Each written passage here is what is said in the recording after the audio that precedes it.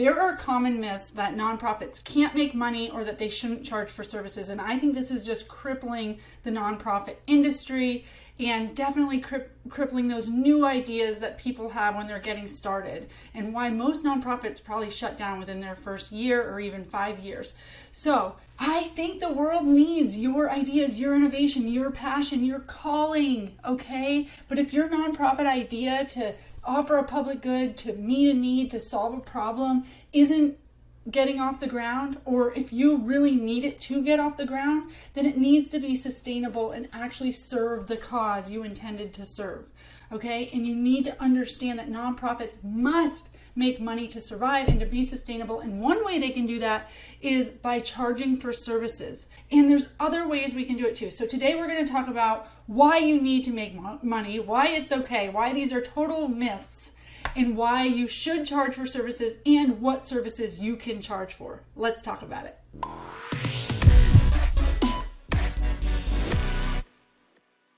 Welcome to episode 51 of For Purpose Live, where I help you get clear, get focused, and be impactful by showing you how to step fully into the calling that you have been given without taking on that common narrative that nonprofits have to struggle. That's right. Together we can get you in your sweet spot using your strengths and talents to serve this world and build a movement of support for your mission simply by living for purpose on purpose. I'm your host, Rebecca Britt, and today we are talking about why nonprofits must charge, or they at least have to make that money. Now, if you find yourself, you've stepped out into your calling and you are a nonprofit founder, executive director, and you're wearing so many hats and you feel overwhelmed and you're just like, oh my gosh, why is this so hard? Then I want you to go grab my free web class on how to run a nonprofit without killing yourself, a thriving nonprofit without killing yourself. That is at forpurposelive.com/secrets. You can go grab that, get immediate access today, and stop feeling so overwhelmed. Okay, so let's dive into some of these myths, right? That you can't make money if you're a nonprofit and that you shouldn't charge for services. Because I hear a lot of people, especially people that are just starting, they figure if it's a charity, that means they give everything away for free and that all of their revenue would come through grants or donations, okay? So that's false, and you want to get out of that mindset. Being a nonprofit is just a tax distinction, okay? What it means is there are no profits that go back to an individual owner. No one owns it. It doesn't mean there's no profits. You bring in revenue. You actually have to bring in more revenue than you spend so that you can keep your doors open. So if you have salaries, if you have program costs, all of the things that it's going to cost to run your program, you have to, if you're going to be accountable to the people you're serving and you're going to continue to be able to serve them, you have to bring in more revenue than you spend. So the revenue that's left over after you spend, it's not a profit, but it is expected because you're a public good that you reinvest it back into the organization. This can be staffing, it can be salaries, it can be program costs. You can invest that money, but it needs to stay within the organization. Okay, so there's plenty of organizations that have a whole bunch of money left over at the end of the year. They put that into an investment account, and then they actually start making revenue off the interest of that investment. So it's just like a business, but there's not one owner, okay? But let's get it clear, it's a business. Now, the way that the government structures these so that there's checks and balances and not everybody's able to just basically say they have a nonprofit is you are required to have a board of directors. Nobody owns it. So if you're the executive director and you go out and you're founding a nonprofit and you want to run this program, it's your innovative idea, just know that the board of directors you have over you at any point can vote you off and you aren't part of the organization anymore, okay? It's a big reason why I actually turned my nonprofit, Stable Moments, into an LLC, because I wanted control. I wanted to own my intellectual property, okay? And I wasn't soliciting donations anymore, so I didn't need it to be a nonprofit. An LLC made sense for me. So if you are trying to decide nonprofit or LLC, definitely look into, do you want control? Do you want a board of directors overseeing anything? And are you going to do like grants and donations and a lot of public appeals for public money? where you would want a 501c3 nonprofit declaration. But honestly, it's just a tax distinction, okay? It's not like one is better than the other. There are plenty of for-profit businesses that are social causes that do plenty for ministries, and they give back to the community. They have a social cause mission, but they are for-profit, okay? It's a tax distinction. That's all it is, all right? So how do nonprofits make their money? Well, they make their money through grants, through donations, through corporate sponsorships, through program fees, okay? And maybe interest if they're investing money. So program fees are so good because they're sustainable. When you are only relying on grants, donations, and corporate sponsorships, that means you need to go ask for those grants and those donations and corporate sponsorships, and then you need to ask again, and you need to secure them again, and constantly be applying for grants and constantly be talking to corporate sponsorships to make sure this $20,000 we got this year, oh shoot, are they going to give it to us again? If they don't, what are we going to do? You're so reliant on other people to give you money. If you have program fees, that will at least keep your lights on. So you offer a direct service, maybe you offer therapy or counseling or something like that, or support groups, and you're able to charge for those services. And what you charge will at least keep your lights on. At least you're sustainable. And then the grants and the donations and stuff, those can offer you like the cherries on top, the extras in your programming, or new programming, innovative programming, right?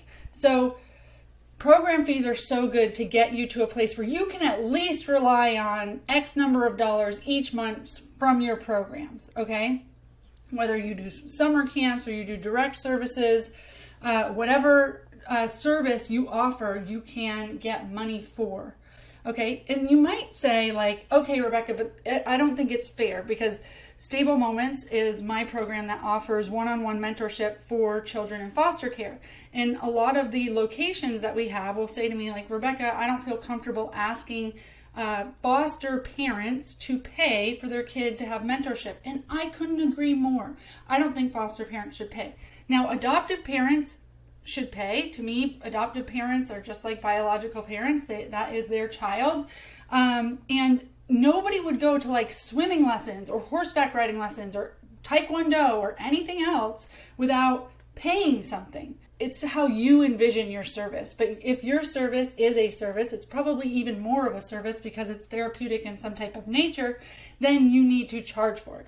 Okay, so then what do we do about parents who can't pay, right? Because we often are dealing with populations that may be low income. Or what do we do about foster parents where we just feel like, gosh, they're already holding the gap. They are already housing this kid, and now we're going to ask them to pay for services for the kid? No, the state should be paying for that. I agree. So it doesn't mean that you don't have program fees, okay? The state should be paying for that. And you need to argue that point, and you need to come out and say, hey, listen, I have the facility, I have the mentors, I've put all this system together, I've got the therapeutic curriculum that's evidence-based, I have proof that this kid needs this. So it's you selling the state on getting your program fees covered by that case manager or by the Department of Children and Families, okay? So it's making those headways, figuring out who should pay, and then holding them accountable or asking them for the dollars. Then once you get a contract with the state to pay your program fees for this underserved population, then that's the conversation you have is directly with the state. But again, it's sustainable income as long as you're serving people. The department that believes your service is valuable is going to pay you. Now, let's say there's no type of that situation for you. Nobody that you would serve would pay for your services, and the adult that you're serving wouldn't be able to pay for your services. So I think that it's important to at least state the value of your service. If you're giving meals out, if you're giving job education out, if you're giving whatever you're offering, you should say what it's worth. Every meal here costs us $50. Every meal given out costs us $25, whatever it is, so that the person that's getting the services, it's not to make them feel bad, it's to help them understand the value. And I will say this because I started my nonprofit Stable Moments giving sessions away for free. I thought if you were a nonprofit, you didn't charge, and I actually thought that donors, sponsors would expect me not to charge. So I didn't charge. Well, guess what? It was a weekly mentorship program. I had to pay for and care for all of these horses because it also involves equine assisted learning. I had to train mentors. I had to schedule when the kid could come, when the mentor could come. I had to block out time, block out the horse, get the mentor. I got all of this together, and then people would come or not come, or show up or not show up, because it was a free service. And now I have a mentor not knowing really if they're being helpful and not feeling engaged. I'm spending all of this money to keep this horse upkept and fed and ready to work with a kid. And we're all just sitting there feeling silly because the parent didn't value the service because it was free. So this is why, at the very least, if you can say, listen, our services are $50 a session, our services are $200 a month, whatever it is. You're obviously a foster parent. We're not going to charge you for that, but we currently are using scholarships to cover that fund. So maybe you have asked the community or asked a grant to cover 8 kids to go through your programs. Or maybe you have asked the community spend $1,000 and cover a kid's whole year worth of services. They need to know they're a scholarship recipient. They need to know that somebody has paid for their way, that this is a scholarship another kid isn't getting because they are getting it. And when you say that upon intake, it's, again, not to make anybody feel bad. It is like, we are ready to show up for you, but we can't show up for you more than you're willing to show up for you.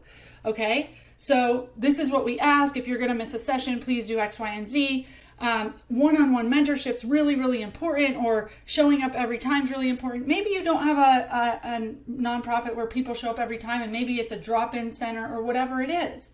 But helping people understand during an intake assessment or on your website or during any of your communications just how much things cost if you're not going to charge is important to help them value it. But in the case where you can either get the community to pay for through donations these sessions, breaking down like, okay, we need 10 bags of dog food each week. Please, we need 10 people to opt in to pay for 1 bag of dog food a week.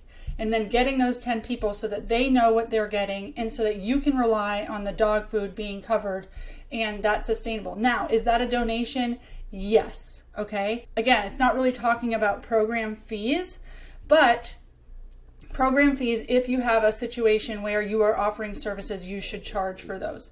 Now let's talk about other ways you can make money in case it just doesn't make sense. You guys don't do any direct services. Maybe you're a national nonprofit that does awareness or education or something like that, and you don't do one-on-one services.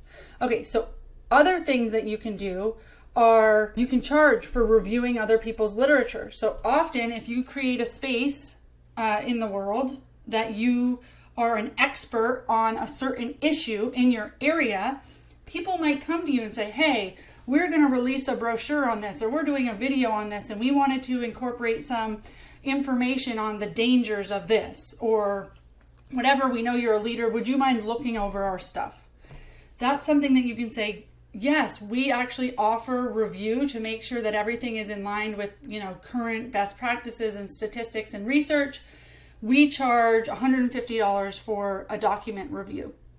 And so that's one way that you can say, like, yes, we'll offer our expertise, but it's not free for us. And you're developing something for them. Like, they might even charge for it or they're using it. Okay. So you want to be charging for your advice and your expertise. A lot of times, especially if it's, a business or whatever, that $150 is nothing. But now you're starting to value your time. They're valuing your time, which actually gives you even more credibility in the space. Okay. So you can do that. You could also, let's say you develop awareness posters, that to hang in doctor's offices or on domestic violence, or they hang in schools. Okay. And you give these posters out for free. Well, maybe you need to charge for those posters. Okay. Because it is something that you have developed very nicely that somebody gets to use. And at least you should be covering your costs to making those. And then once more people see them, maybe there's other assets that they'd like you to develop. But those are things you can charge for. Your education, your assets, okay? And the things that are helping other people raise awareness about a particular issue, okay? Technical assistance. people might say, hey, we are trying to launch a program here as well to let people know about fire prevention or let people know about, but we're just wondering how to get this program off the ground. We'd like a call with you, whatever. So if you can figure out like, wow, you know what, we're spending a lot of time on calls helping people figure out how to set up their programs or helping people figure out how to be successful at teaching kids something or whatever. If you're starting to offer basically consultation for people, then you should make that into a curriculum that is called, is your technical assistant. So you're like, you know what? We will actually help you. We'll go into your school. We will get on calls with you weekly. We will give you all of our assets on how to implement this program and all of that. But we charge X number of dollars per meeting, or we charge this for our package of technical assistance. So we can actually help you integrate this solution into your entity, organization, whatever, but we charge for that, okay? So maybe you charge for the curriculum, and then maybe you have additional charge if they need implementation help, okay?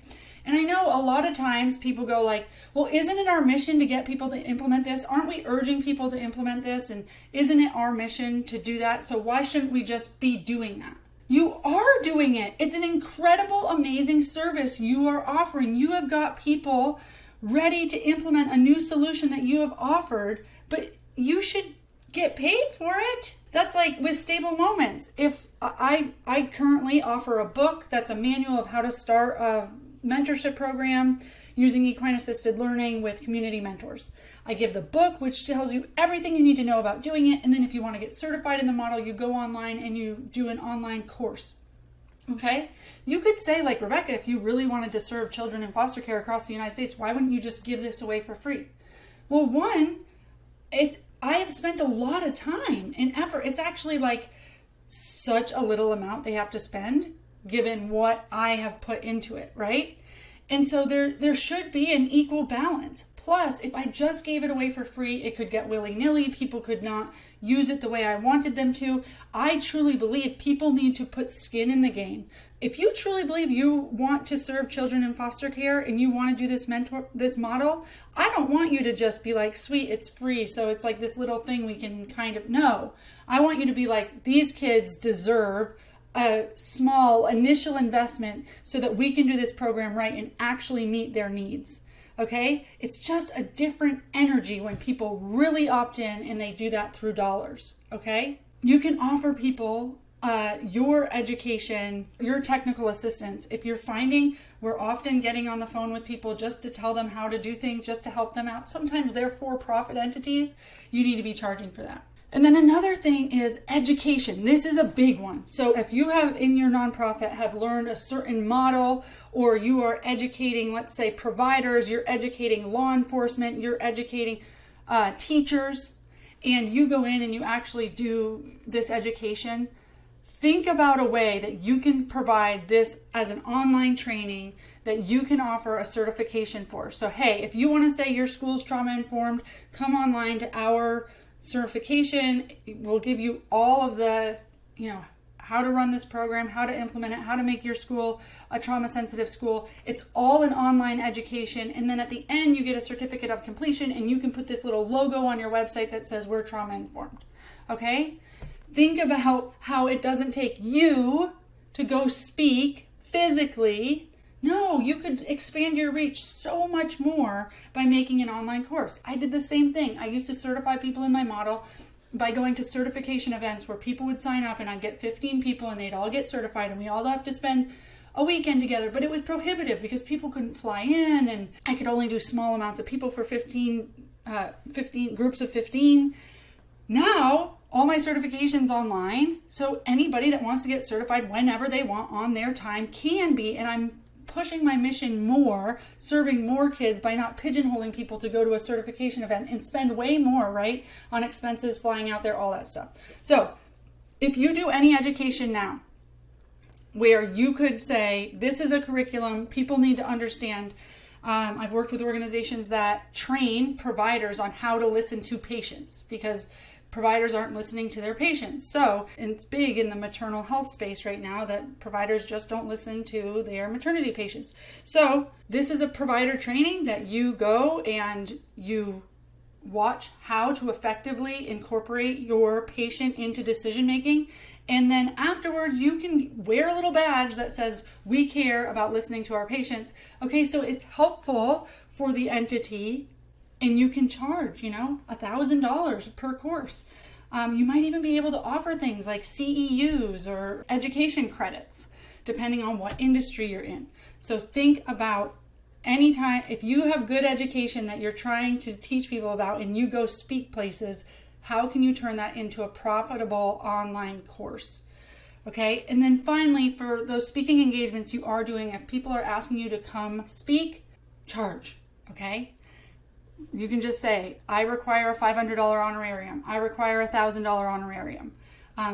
You can choose your honorarium based on what you think the budget is of your intended audience, but you should be getting paid. If they can't pay you an honorarium to come speak at a conference, they don't value your time, and why are we giving that away for free? Small honorarium, so that covers some of your costs of you have to develop slides for these things, you have to figure out how you're going to speak, you have to show up, you are delivering a whole bunch. Trust me, I have run conferences before and I have developed all of the speakers and all of that. And it's pretty sweet when I get to sit back and speaker after speaker after speaker go up on stage and deliver all this amazing content.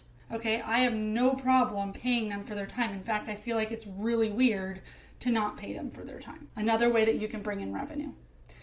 So I want you to really, really think about this, because offering things at no cost or for free isn't sustainable. People don't value you, all right? They're just going to be like, she'll speak. Yep, let's pull her over here. Let's pull her over there. Let's get her on the phone. Let's spend her. Now you're spending time doing things for other people. You're not bringing any money for your mission, and they're pulling you probably away from mission critical activities, okay? And you're not letting anybody else buy into the work. So if you have a cost for something, like I said, therapy, but you are not going to charge the actual person that's getting therapy for whatever reason. It just doesn't make sense. If you're offering meals to homeless people, you're not going to charge them for the meal. I get it. But by not putting a cost, by saying, oh, this is no cost or free, that's a lie. By not putting a cost to it, you're not articulating how much it really does cost to meet people's needs. And then other people can buy into that and go, wow, this is expensive. The least we can do is cover the cost of that. All right.